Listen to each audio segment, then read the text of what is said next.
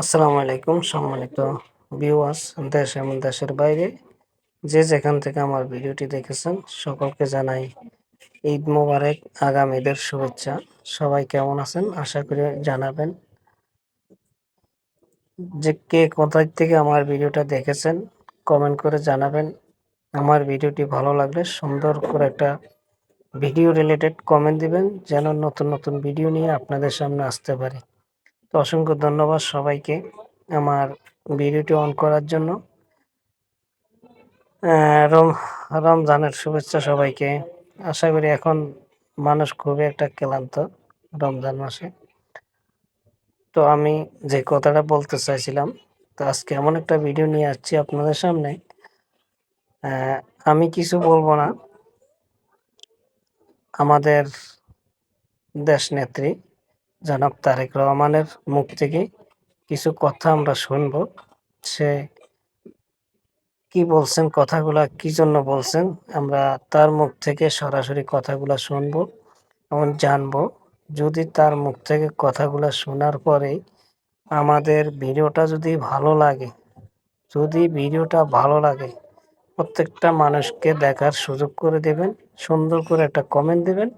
নতুন যারা আসবেন আমার চ্যানেলটাকে সাবস্ক্রাইব করে সাথে থাকবেন। তো চলেন আমরা আর দেরি না করে, ঘোরাফেরা না করে, সময় না অপচার করে আমরা জনাব তারেক স্যারের আমরা কথাগুলো শুনে আসি।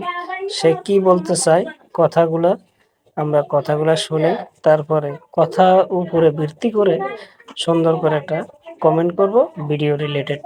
সবাই পাশে থাকবেন, সাথে থাকবেন। ধন্যবাদ সবাইকে। আল্লাহ হাফেজ। মরহুমা বেগম খালেদা জিয়ার বড় সন্তান তারেক রহমান। আমি আজকে এখানে উপস্থিত সকল ভাইয়েরা এবং বোনেরা যারা উপস্থিত আছেন,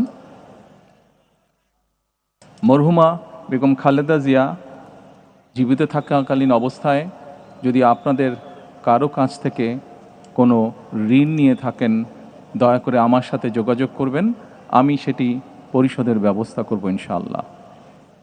একই সাথে উনি জীবিত থাকাকালীন অবস্থায় ওনার কোনো ব্যবহারে, ওনার কোনো কথায় যদি কেউ আঘাত পেয়ে থাকেন, তাহলে মরহুমার পক্ষ থেকে আমি আপনাদের কাছে ক্ষমা প্রার্থী।